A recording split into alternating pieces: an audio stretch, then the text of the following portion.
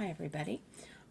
This lecture goes along with the Chapter 3 work, but as you're probably used to hearing from me by now, does not really reflect what's in your book. So that's a separate kind of lecture that you can watch if you like, but this one is from my perspective. Okay, so this is what we're going to talk about. So, your book has lots of important things to say about generalist practice. You certainly should go read the chapter. You should watch the lecture that I made about it before, and I'm not going to repeat those things. This lecture is based on my experience and my understanding of what makes the basics of a good social worker. And here are the things we're going to cover. Okay, so first and foremost, let's talk about relationship building. So there are some laws of relationship building. The first one is to be you, just be you with a plan and a notebook. So what does this mean? It means that when folks try to create a professional persona that is not them, that is some idealized version of themselves that, talks differently and is, formal in a sort of stiff way. It's, clients, especially children and youth, can sense that, and it is a barrier to connecting. So, you really have to be comfortable with being in your own skin. You have to be comfortable with being yourself. You just have to make sure that you have integrated into yourself the ideals and the practices of being a good social worker. Likewise, jargon doesn't make you sound any smarter. you know, it doesn't help unless you are explaining, for example, a court process, and you're explaining terms that go along with what's going on in court. There's no reason to use jargon with folks who aren't familiar with it. It creates a focus on the power dynamic that you don't need to put a focus on. So stay out of the jargon if you can.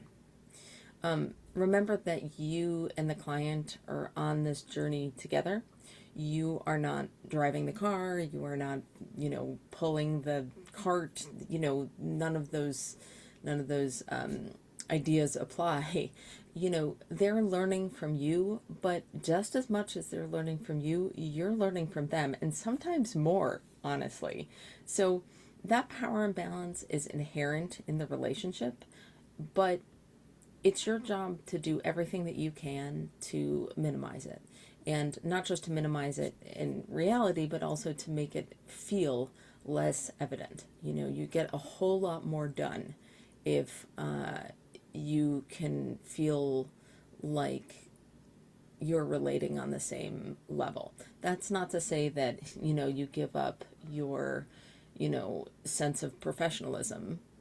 That's a boundary issue. You still hold your boundaries, but you understand that, your client has plenty of things to offer, and that you're not just there to dominate the situation and tell them what to do. That's not what social work is. So, along those lines, you don't always have to know the answer, and you don't always have to be right. You are not always going to know the answer anyway. And it's the cornerstone of a good social worker if you can say, you know what, I don't know the answer to that, but I'm going to write it down. I'm going to go away, go back to the office, ask around, get an answer for you, and come back. And then to actually do that. Because it's one thing to say it, and it's something else to actually go and do it, right? And when you do go away and do that and then come back with the answer, it builds trust, right? And you're also building trust when you admit that you got something wrong. If you're one of those people who thinks that you always have to be right, and you will, go to your death just absolutely insisting that you're right, even when all signs point to you not being right, you're going to have a really hard time getting through relationship building with clients because they won't trust you.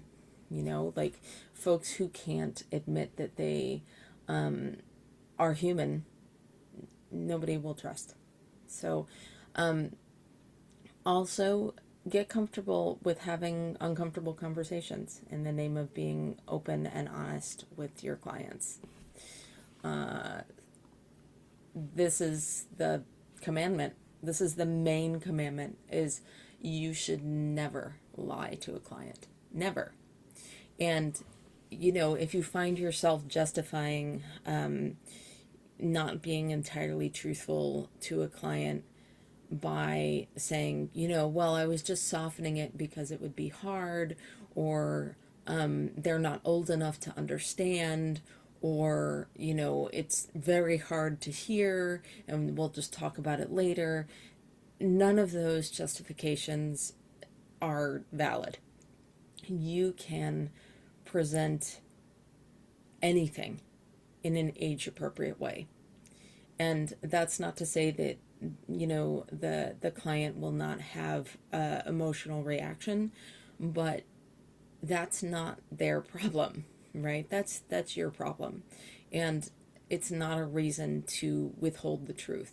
Whatever information that you have that is their information to have, you should share with them. It's not your role to gatekeep. What your role is to give them the information in a sensitive and caring way and to provide the support that they need afterwards.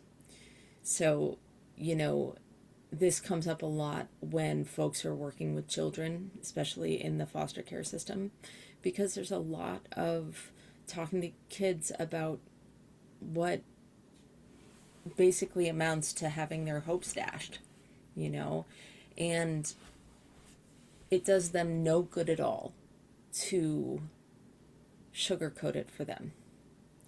They have had enough of people not telling the truth, and you should not be a source of untruth for anybody, and especially not for children. It's hard to hear that, you're not going to go home to your parents or whatever.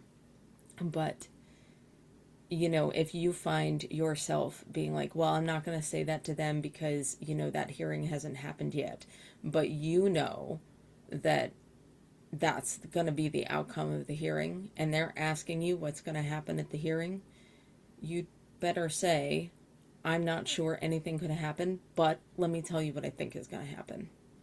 And if you're like, why cause them the distress, in advance when it could go another way?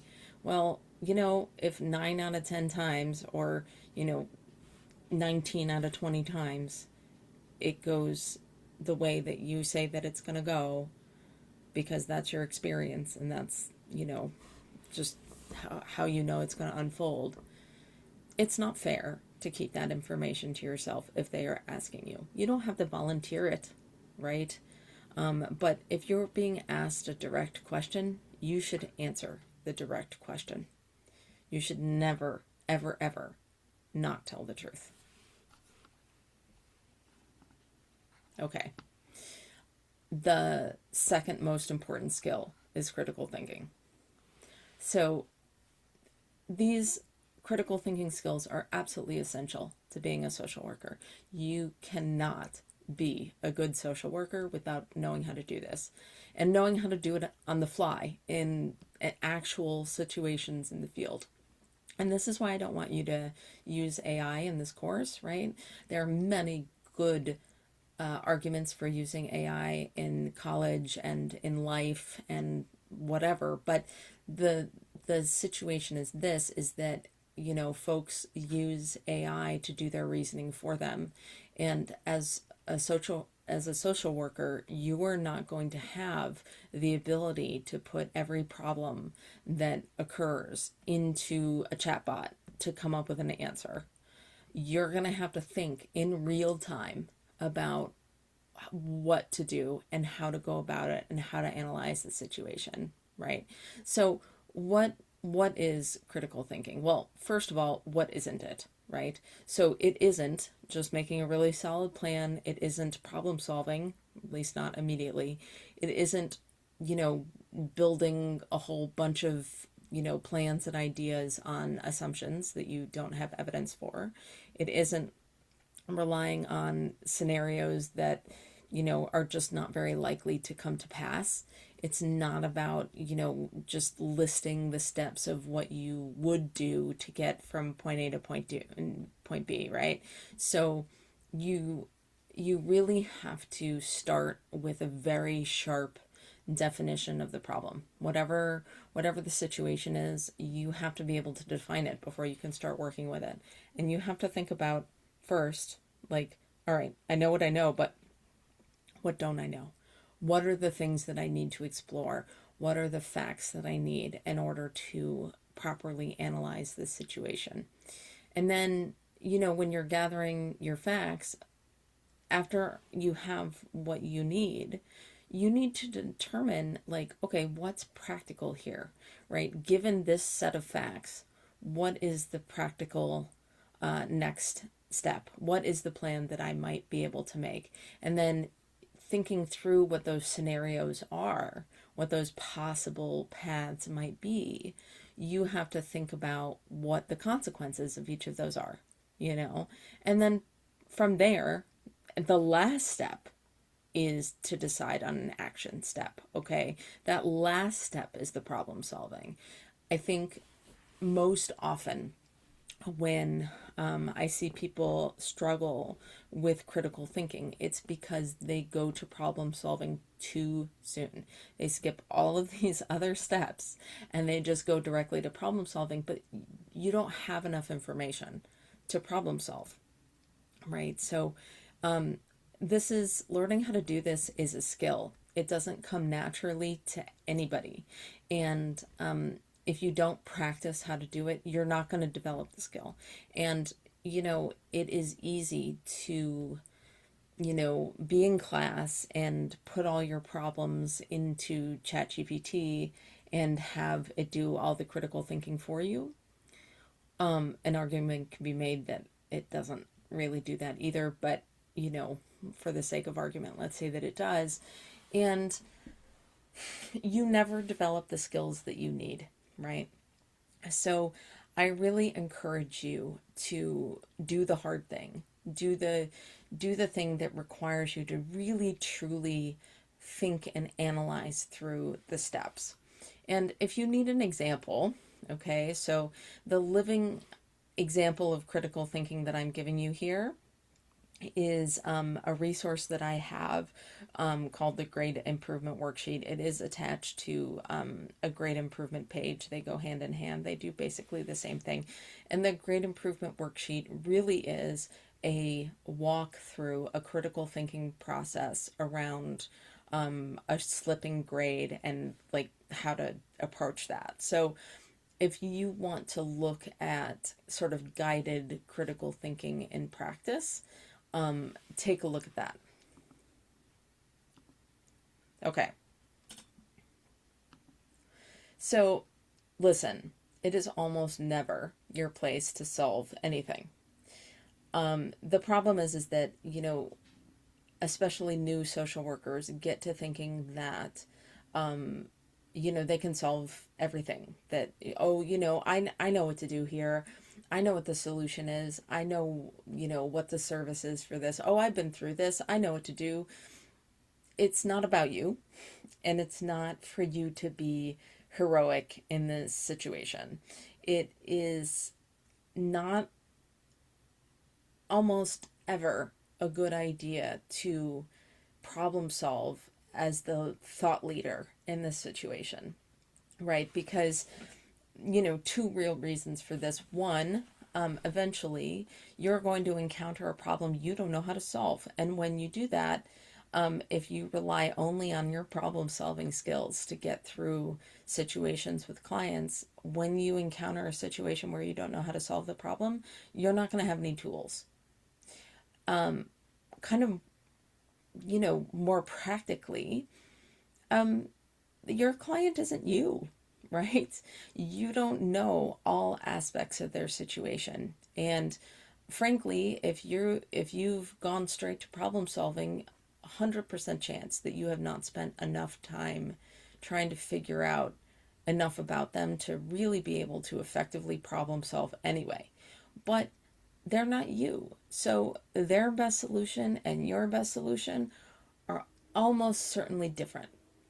So, you know, later on in the semester, you're going to do a motivational interview with a classmate or classmates. And I would say the number one problem that I see is folks jumping to problem solving. And, you're supposed to be doing this, whole reflective listening exercise. And instead of doing that, folks are like, well, have you tried this? Have you tried that? What do you think about this? That's not your place. It just isn't. To be a good social worker, really, your job is to help the client identify their strengths and to help them claim their own agency. They can use the strengths that they have to solve their own problems. Sure, you're there to help, absolutely 100%. But the best way that you can help is to help them identify their own strengths. You know, People who have a sense of agency are much more likely to make lasting change than folks who are just following along some set of steps that you gave them to follow. So, you know, there are some folks who are more prone to this than others, and the people who are most prone to this are the ones who are embarking on the profession as a way to kind of understand themselves better or to understand their own past better. That is a dubious reason to enter the field. And I'm not saying that I've never met a good social worker whose motivations lay in that place, but it is very hard to start from that place of, trying to figure out your own stuff. Then it is to start from a place of, I've already kind of figured out my own stuff, and now I want to help other people figure out their own stuff. Because, you're so eager to solve your own problems that you're almost unstoppable in trying to solve other people's problems. And then when you fail to do that, you take it very personally. So it's a really good idea to have some introspection about this.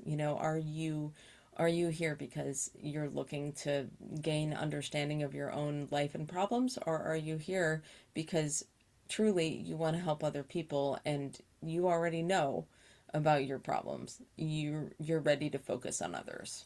And that's an answer only you can provide. Okay. So,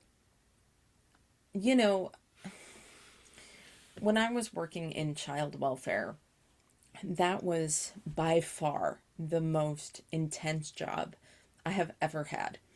And I've had a lot of jobs in the field. And I remember every month sitting down at the beginning of the month and spending half a day at the beginning of every month mapping out my calendar for the entire month to see all of my kids who I needed to see once a month without fail, no matter where they were. Some of them were, down the road, and some of them were in other states 3 time zones away. And, when you have to do that, you can't really wing it and be efficient. So, I would spend 4 hours doing this at the beginning of every month, and, colleagues would say, why are you doing that? You could be going to see clients right now, and then that would be, one less kid that you need to see later in the month. And that's true. That's absolutely true. But if you spend time intelligently planning where you need to be, then you're not trying to play catch up all the time. If you have 45 kids to see in 1 month, and they are scattered over 8 counties and 2 states or 3 states or whatever, you'd better have a plan. And folks who didn't have a plan either were so stressed by the last week of the month that they just were exhausted, or they didn't get it done. And it's just not worth that. You know, a little bit of time invested in planning your time is time well spent. So, you know, in a field that's already stressful, don't make it more stressful by just being like, well, I mean, that's a problem for future me. Like, don't do that. You know, make time to think through what needs to happen and to, you know, plan out how you're going to have that occur. In order to do that, now, while you're a student, is the time to invest in creating a system around organization that works for you. I can tell you how my organization system works, but that's not going to help you because we're not the same person. So spend some time now thinking about and trying out different ways to manage your time that when you get into the workforce, you will have some tools to draw on. If you wait until after college and you just spend college, you know, going from crisis to crisis and being surprised by, you know, every new project and paper that comes up because you didn't look at the course calendar or the syllabus, by the time you get to the workforce and you just have no organizational skills at all. And so it's really important that you learn to find a system that works for you. Likewise, learning how to make a to-do list is not as simple as you think. It's not as simple as, you know, getting out a sticky note and writing a bunch of things on it. Uh, a to-do list is a living thing. A to-do list is something that you need to be able to move things around in real time and prioritize in real time. And sometimes the priorities of things shift very quickly, and that might pivot on something that you do or something that's completely out of your control. And just because it's somebody else's top priority, just because your boss walks in and says, this is important to me, that does not make it your top priority necessarily, right? Sometimes it does, right? If your boss comes in and says, this is something that I need done right now, okay, well then maybe it is your top priority. But they don't know every single thing that's going on in, you know, at your desk. They don't know that, you know, the last phone call that you got was a foster parent who needed something from you today in order to make something happen for a youth today, you know. And you need to be able to use those critical thinking skills to be able to prioritize. And if you can't, then you are going to end up putting the emphasis in the wrong places. There's some practice needed to figure this out, how to do this well. And, you know, leaning into your relationships with more experienced workers and your supervisor will help you a lot to figure this out, right? Because it's not always obvious where the priority should sit. And sometimes it's almost solely about agency policy or a law that you didn't realize was a law, you know? So it's really important that you, as a new worker, as a generalist new worker, really understand like how to learn to prioritize and to seek help in learning how to do that. So,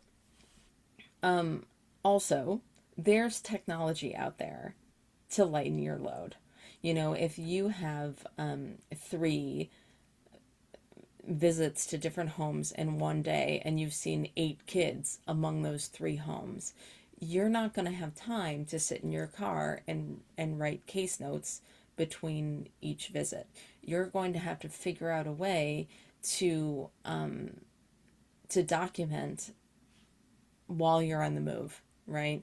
To use voice memos or, you know, your agency's AI case note writing technology, which absolutely exists, to help you do this stuff more quickly and more efficiently. Because I'll tell you what, there's nothing worse than looking back at handwritten notes 3 weeks later and trying to remember what you meant by any of that. So, it's really important to kind of leverage what's available to you, because this work is hard enough. Don't make it weigh any more than it already does. All right, meetings. So it's really important that you never, ever, ever write out a list of questions. It is so stilted. It makes you sound like you're a robot. And there is not a client on earth who finds a social worker who's reading off a list of questions to be relatable. Nobody wants to talk to that person. This is not an interrogation, it's a meeting. And so, it's fine to go in and to have written notes about like the things that you want to touch on, and that's okay. But like, do that with bullet points. Just like write a few words next to a bullet point. Do not write out a whole list of questions, because what ends up happening is that you lose all sense of spontaneity, all sense of natural conversation. You just sound like you're reading off a teleprompter very badly. So, trust yourself to be able to form sentences without a prompt. I know that you can do it. So don't don't write out questions for your meetings. Write out prompts. Write out a list of topics that you want to hit on, but don't put them into exact words. It's just absolutely awful when people do this. Okay, stop interrupting. This is so hard for folks to do. If you are the interrupting type, and I am, so I know, it is really, really hard to break this habit. And so start practicing now, okay? So it takes years to learn how to break this habit if you have it in place, because the kind of internal vibration that you have when you feel like you have something to say and the client is talking can be very difficult to deal with. And sometimes people are like, well, but if I don't interrupt them, then I'm not going to remember what it was that I wanted to say. Well, that's why you have a notebook. Write down a word or something that will remind you of the thing that you wanted to say. And then when they're done talking, then look down at your notebook and ask your question or say your statement, whatever it is. But absolutely do not interrupt your clients. It really is a major barrier to rapport when they feel like you believe that what you have to say is more important than anything that they have to say. So I said this before, but like, you absolutely must be you, not a social work robot. There are so many different ways to fall into the talking doll kind of pit. And one of them is the writing out a list of questions. That's a really good way to sound like a robot. But, to put on this persona of, social worker persona that you put on like a winter coat, the authenticity is lost. And nobody wants to talk to a robot. And it's okay to have a plan, but if you sound like a robot, you just sound scripted. So again, just be a version of you that has interviewing skills and a plan, not a version of you that sounds nothing like you actually sound. But also, you have to direct the conversation. As you are in that room for a reason. You're there for a reason. There is some issue that has brought you together with that client, and there is something that needs to be accomplished in the meeting that you're in. So find a way to leave space for the client to express themselves, but also keep it moving. Keep it moving the direction that it needs to go. If there are certain things that you need to know, if you're trying to do an intake, By no means should you read through the questions of the intake, but you also have them in front of you. So if the conversation takes you from question 1 to question 7, follow it there. But if the conversation takes you from question 1 to question 7 to something that's not on there at all, to another thing that's not on there at all, then you need to bring it back to what you're supposed to be doing. But you don't say, excuse me, can I ask you question number 8? That's not what you do. You find an opening in the conversation that you're having with the client, and you pick something that relates to that, and you bring it back. You bring it back to the conversation, the task that you need to be on. This is hard to do. It takes practice to be able to identify those openings, to be able to take advantage of them, to make them not feel stilted to the client. But if you keep it in your mind that you are steering the conversation, but you don't want them to know that you're steering the conversation, it's a little bit like being on a cruise ship, right? You shouldn't be able to feel the ship change direction, but you're going to wake up in the morning in, the Bahamas or something, you have to be able to steer it in a way that the passenger doesn't feel that the boat is moving. Okay? Terrible analogy, but you get the idea. And then practice interrupting. What? You just told me not to interrupt. Okay. So let me explain this one. So there are some folks that it is very difficult to end a meeting. And if you have somewhere you need to be, if you have another home that you need to go to see another set of clients, or you need to go, there's somebody else waiting for you in the office, whatever it is, you need to keep to your schedule. And that is a matter of respecting the next appointment, but it's also a matter of respecting your own time. It is not often appropriate to spend 3 hours at a client visit in their home. You have other things that you need to do, and it might be on their case for sure, but to remain captive to a conversation that needs to come to an end so that you can continue on is just a killer for your productivity, and you have no control over your day if you do it like that. So you have to be able to find the opening to say, all right, so what I heard in this meeting is, these are the things that I'm going to work on. These are the questions that you have that I need to go figure out the answers to and come back with. Our next meeting is on this day at this time. Did I miss anything? And then to leave, So, again, this can be hard to learn, especially if you have a quieter personality, or you come from a culture where, interrupting is just never done. It can be really hard to learn how to do this, and I acknowledge that. But if you don't learn how to do this, you will not have any control over your day at all, and you will be perpetually behind, even at the best of times. Okay.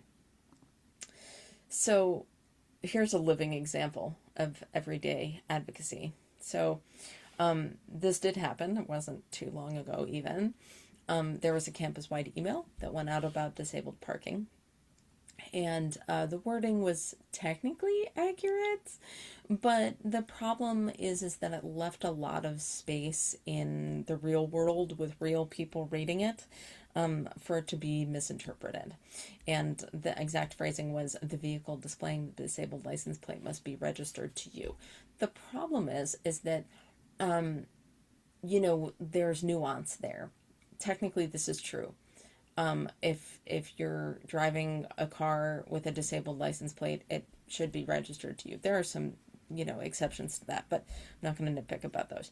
But if you don't understand like the minutia of the differences between the rules around disabled license plates and disabled license placards, then when you read this sentence, you're probably going to smush those two things together in your mind, and then what's going to end up happening is that you're just going to think to yourself, oh wait, like if somebody else is driving me, I shouldn't park because that, that car isn't registered to me. If I'm borrowing a car that isn't registered to me, I shouldn't go to campus, because I'll get a ticket because it's not registered to me. Technically, the email said plate, and that is correct. You can put your placard in whatever car you want, but for the most part, people are not going to make that distinction very well. They're just going to see, like, you know, uh, the general gist of the sentence, and they're not going to make that distinction very well. So, um, you know, I took this one up, and it's actually been going on for more than a month at this point. And it's been multiple rounds of going through it and explaining like why this is a problem and the impact that it has on students and faculty and all of this stuff. And just sort of being persistent, just like keep coming back to it, and not letting the folks who are on the other side of the conversation let it drop, because the advocacy here is for folks who don't even necessarily know that they need advocacy, right? And so, you have to approach it with calmness. You have to approach it with intention. You can't get emotional. You can't, nobody listens to an advocate who is, screaming and pounding the table. They might see you screaming and pounding the table, but they're not really listening to your message. They're just going, oh my God, that person is like very upset. And it prevents them from understanding what you're saying.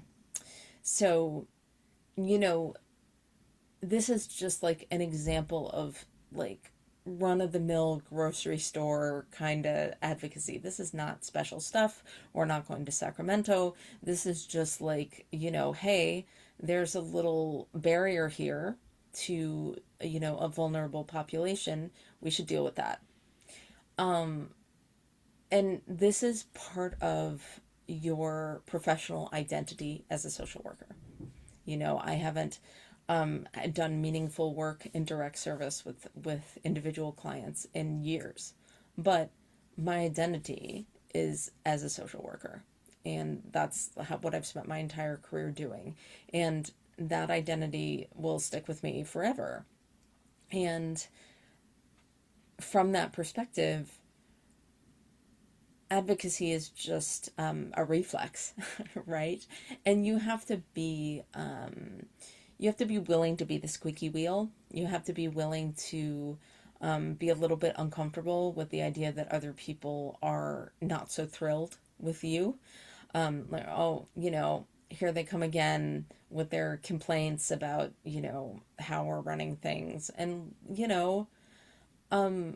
sure, but there's a reason for it. And if you go through rounds of advocacy and you realize like there really isn't a reason for this, I'm just being argumentative, then you're not in the right place. Let it go.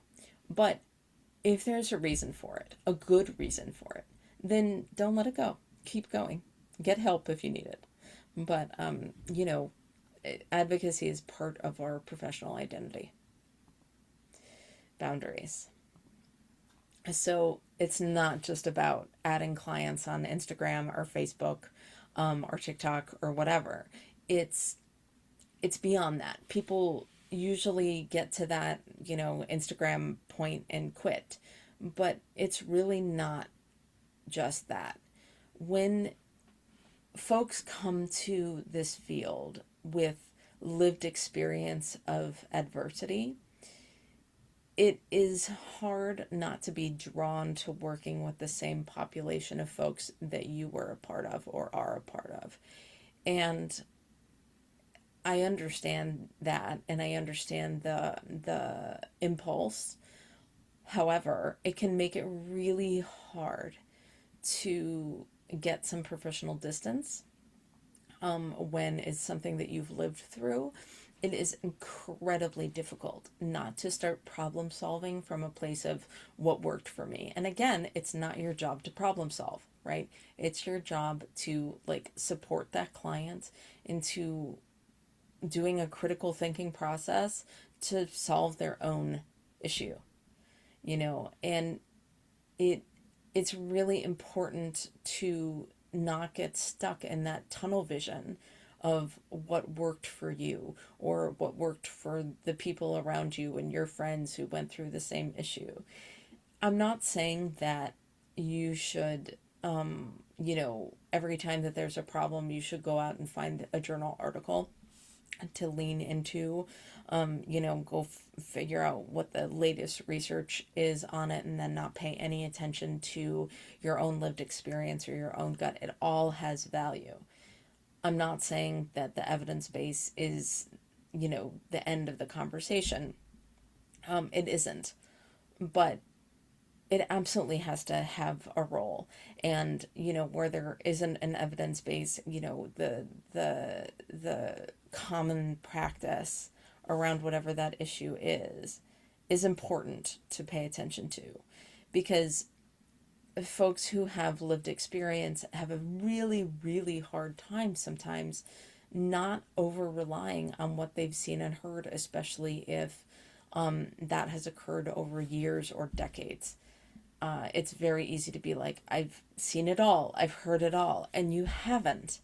And when you take the stance that you have a tendency to live in this confirmation bias place where you only accept information that supports your view, and the information that doesn't support your view, you discard, and that doesn't help clients.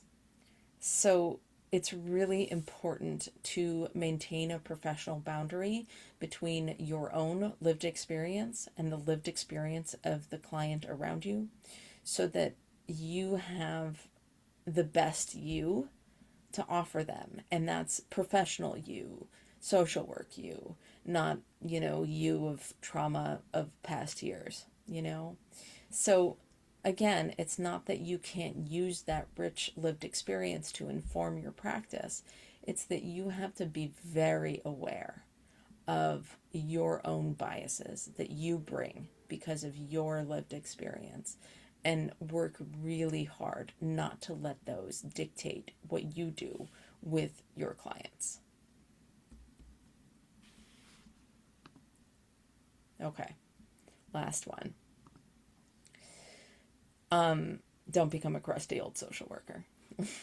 What does that mean?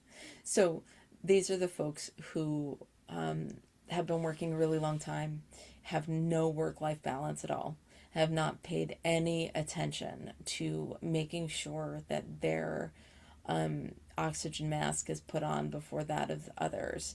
And, you can get through like that for a few years, but you can't make a career out of it if you are exhausted all the time.